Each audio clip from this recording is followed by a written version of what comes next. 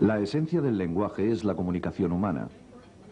Como emisores del lenguaje, compartimos nuestra realidad personal con los demás. Como receptores, compartimos sus realidades. Los psicólogos, estudiando cómo los niños aprenden a utilizar el lenguaje en la comunicación social, esperan descubrir realidades sobre la mente humana y también sobre la sociedad y la cultura. También tratan de entender cómo ha evolucionado esta habilidad particular en nuestra especie.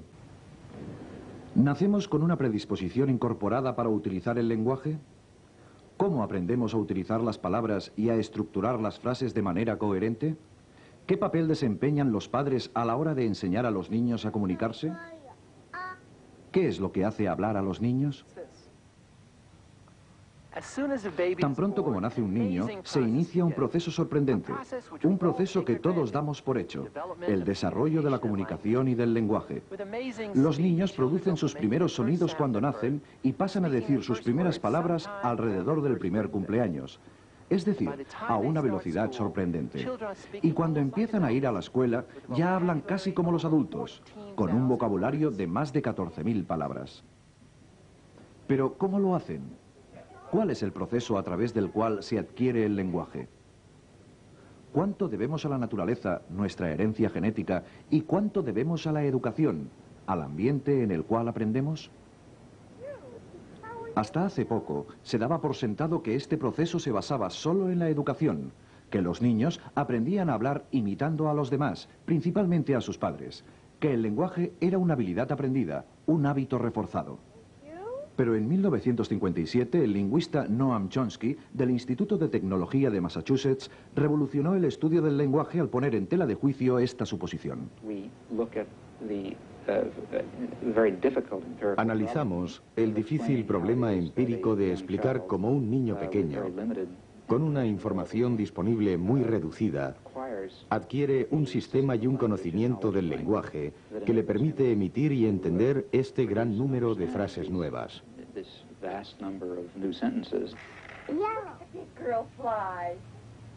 La psicóloga Jean Berko Gleason, de la Universidad de Boston, es una experta en el desarrollo del lenguaje.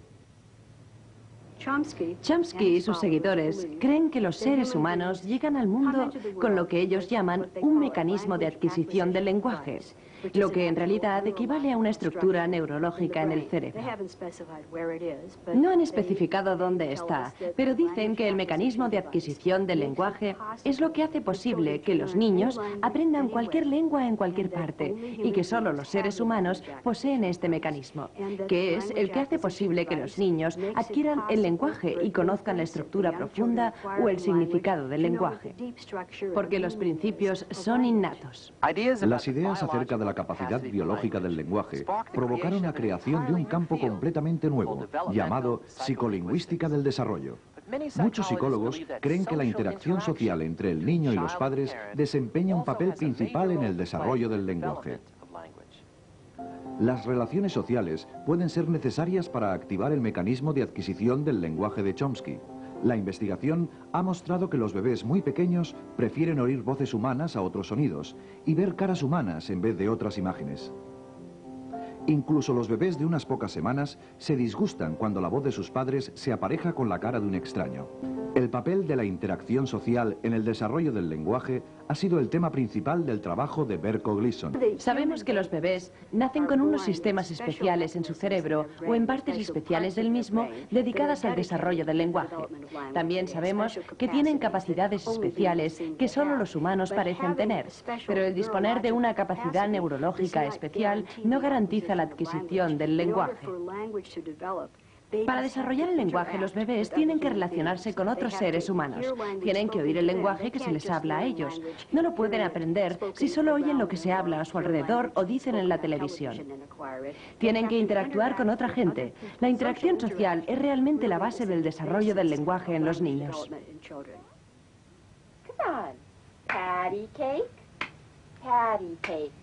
Generalmente, los niños aprenden el lenguaje de lo que oyen a su alrededor. No aprenden de manera abstracta. Esto significa que un bebé oirá hablar dentro de un contexto y entenderá la intención del emisor porque el bebé ya sabe lo que está pasando. En otras palabras, la madre tiene un biberón en la mano y dice, esta es tu leche. El bebé empieza a entender que la madre le está hablando sobre la leche porque ella tiene el biberón en la mano y se lo está enseñando.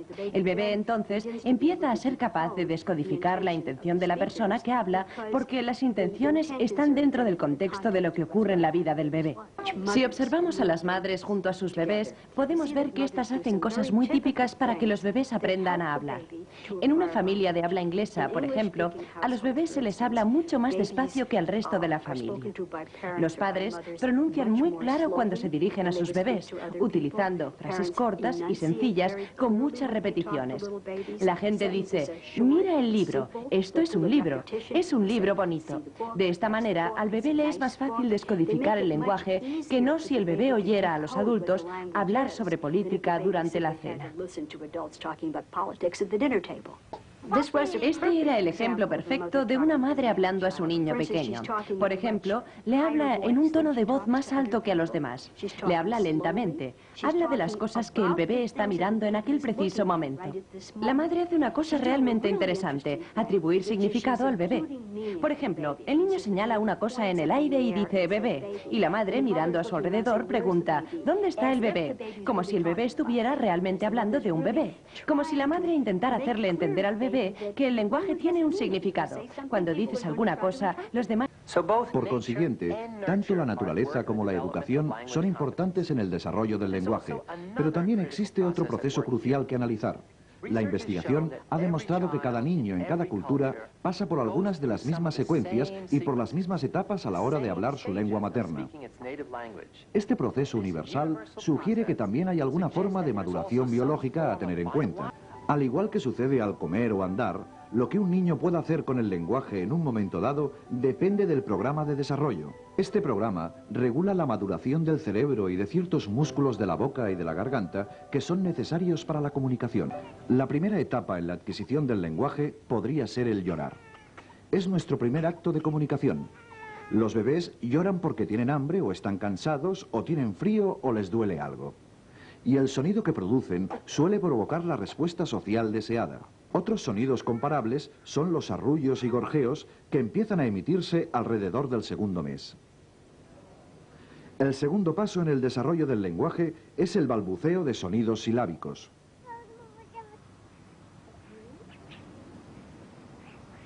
Balbucear es importante, pues permite que el bebé practique la emisión de sonidos, los una y los varíe añadiéndoles entonaciones. Alcanzada esta etapa, el niño puede distinguir sonidos de cualquier lengua y reproducirlos.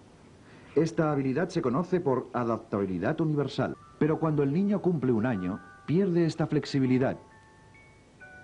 El niño se convierte en un especialista de su propia lengua materna, distinguiendo y reproduciendo solo aquellos sonidos que pertenecen a aquella lengua.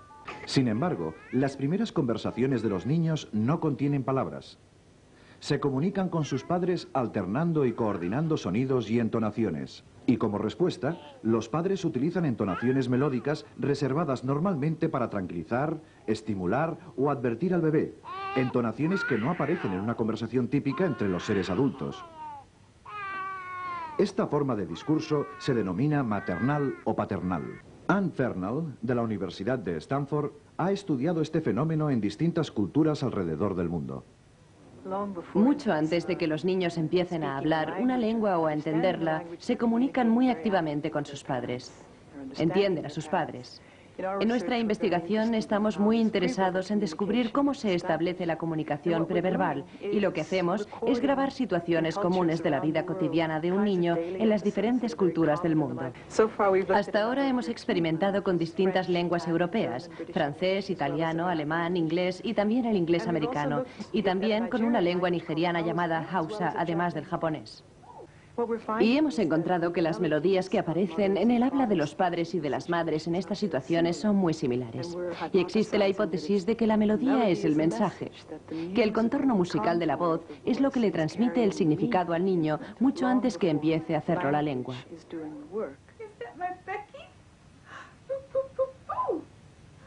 Y los niños todavía no prestan atención a las palabras ni a las unidades lingüísticas de información, pero a través de los tipos de melodías que la madre utiliza, los niños pueden captar alguna cosa sobre sus emociones, intenciones o sentimientos.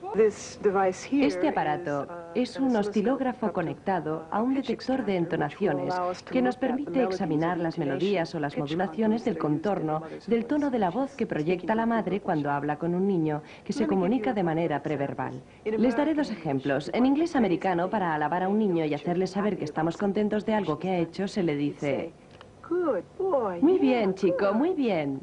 Arriba y abajo. Y este es el esquema común que encontramos. Por lo tanto, observamos que el tono empieza bajo, aumenta hasta el crescendo y desciende otra vez. En italiano se observa una melodía similar. Bravísima, bravísima. En alemán dirían: ja schon, doll gut macht das. De nuevo observamos el mismo modelo de ascenso y descenso. La melodía sube y vuelve a bajar otra vez, arriba y abajo de nuevo, y alcanza un tono muy alto cuando está arriba.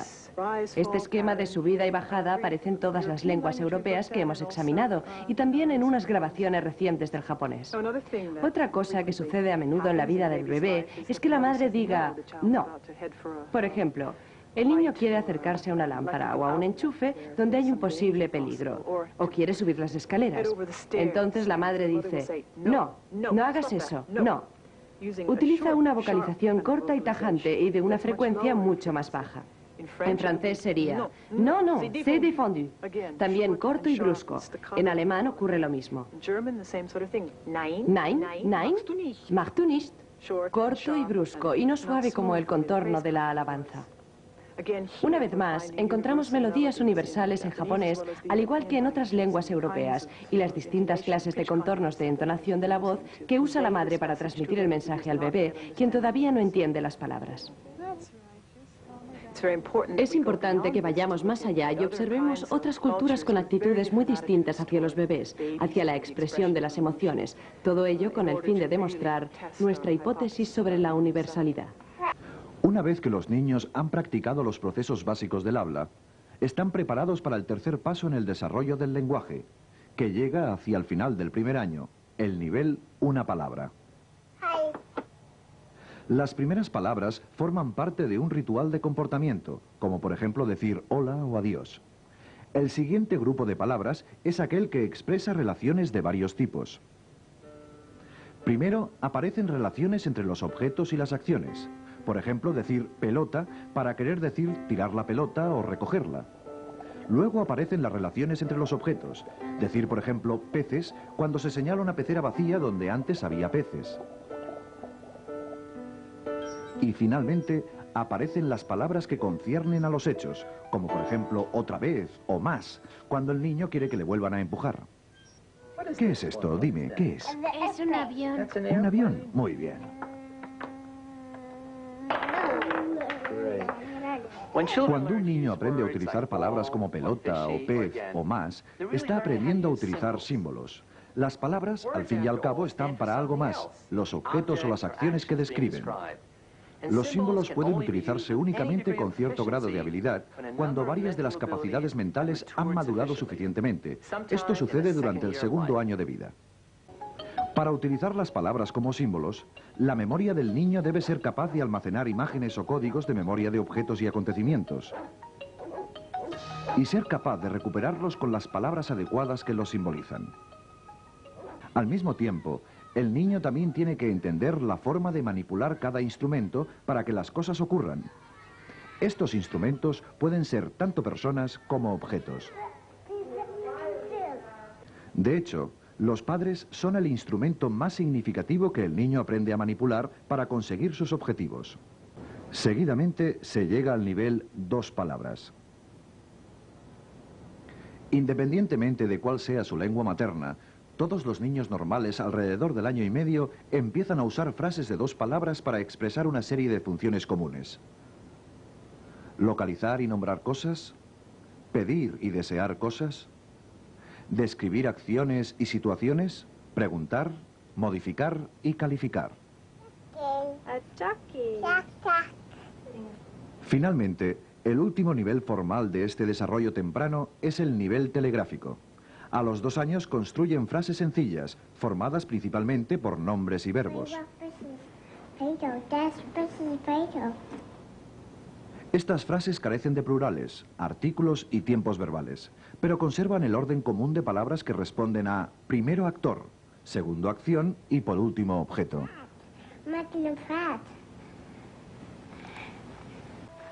Cumplidos los 2 años, a medida que progresan las habilidades mentales del niño, surgen las primeras restricciones, tales como cuánta información puede otorgar el niño o niña a una frase coherente. A los 4 o 5 años, el niño utiliza el lenguaje de forma muy parecida a como lo hace un adulto. La tarea más importante durante estos primeros años ha sido la de descubrir las regularidades subyacentes en la manera en que los adultos utilizan el lenguaje, las reglas gramaticales y sintácticas. Dan Slovin es un psicolingüista de la Universidad de Berkeley, de California. Slovin ha estudiado el proceso en que los niños aprenden un sistema de reglas gramaticales por sí mismos, sin imitar a la gente de su alrededor. Durante los últimos 20 años aproximadamente, hemos enviado equipos de investigación por todo el mundo, selvas, ciudades, pueblos, que han grabado el discurso de los niños pequeños para comprobar cómo empiezan a adquirir sus lenguas maternas. Y hemos descubierto que no importa la lengua que sea o el entorno social en que el niño la aprende, porque todos los niños a los 2 años empiezan a aplicar las estructuras gramaticales de las lenguas que oyen. En nuestro idioma, por ejemplo, existe un orden gramatical muy estricto. Primero se habla sobre lo que se va a hacer y luego con qué objetivo. Se dice, dame una galleta, bébete la leche, enséñame la mano. La primera palabra siempre se refiere a la acción. La segunda se refiere al objeto. Por lo visto, la separación entre acción y objeto es bastante universal en las lenguas. Y los niños aprenden esto muy pronto. Los niños, en el nivel 2 palabras, aprenden muy rápido el orden gramatical y lo usan incluso para decir frases cortas. En un inglés sencillo, los niños dicen cosas como quiero galleta. No dicen galleta quiero, dicen más leche y no leche más. Primero hablan de la acción y luego del objeto. Por lo tanto, ya hablan gramaticalmente. Si ahora preguntáramos a un padre corriente por la calle cómo aprendió su hijo a hablar, probablemente diría que por imitación. Sin embargo, si escuchamos lo que dicen los niños, veremos que a menudo dicen cosas que no pueden haber imitado. Por lo tanto, un niño podrá decir algo así como yo he rompido el vaso o yo caíste. Los adultos no dicen cosas como rompido o yo caíste, pero los niños sí. Y si escuchamos a un niño diciendo cosas como rompido o yo caíste, significa que el niño ha creado su esquema para construir en pasado. Y aunque nuestro idioma no siempre sigue este esquema, el niño ha decidido que cuando conoce el esquema, lo normal es ceñirse a él. Por lo tanto, aunque no digamos rompido o yo caíste, el niño utilizará este esquema durante algún tiempo. Por lo tanto, durante un largo periodo, de los 3 a los 5 años, los niños insisten en construir un tipo de gramática regular. Vemos esto en todas las lenguas. Siempre que las lenguas tienen formas irregulares, los niños intentan construirlas siguiendo sus propios esquemas regulares. No son lo suficientemente astutos como para darse cuenta de cómo debería estructurarse la gramática. Forward and half back. What's the name of your team? Bien, ahora ya tenemos 6 años y hemos aprendido un lenguaje altamente sofisticado que nos ayuda a desenvolvernos en todos los complejos ambientes en los cuales debemos movernos. Pero, ¿qué ocurre cuando topamos con otra gente que también está guiando su camino a través de las situaciones sociales? ¿Cómo coordinamos nuestras intenciones con las suyas para evitar conflictos y conseguir los fines que ambos pretendemos? ¿Cómo aprendemos las reglas de la conversación? De acuerdo con los psicolingüistas, la mayoría de diálogos son unas formas altamente estructuradas de comunicación social. Estas incluyen 3 características esenciales que deben ser entendidas y compartidas por ambas partes. La primera característica es la de iniciar una conversación de manera que indique una predisposición para hablar. La segunda es entender las reglas no escritas para participar por turnos. Y la tercera es poner fin a la conversación de mutuo acuerdo. Cuando estas normas que parecen tan simples no se llevan a cabo correctamente, el resultado es la confusión o a veces hasta la angustia. Los padres enseñan a sus hijos las reglas del diálogo de distintas maneras. Les hacen participar en conversaciones, les formulan preguntas y buscan la respuesta. Les enseñan qué hay que decir después de que alguien haya dicho o hecho algo. Por ejemplo, gracias o sí, por favor.